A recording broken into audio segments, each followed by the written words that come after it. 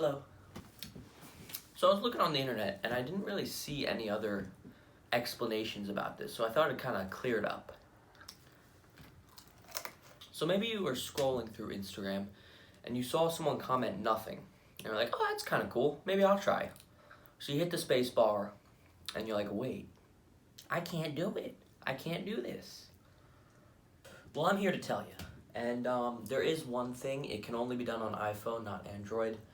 So I'm sorry, but I don't speak broke. So basically all you have to do is hit the microphone button and then hit it again and then really quickly hit post. And there you go. You did it. It really wasn't difficult. Yeah, that's it. I was really reluctant to make this video because A, I don't make videos. It's not my thing. I'm a meme page. Go follow.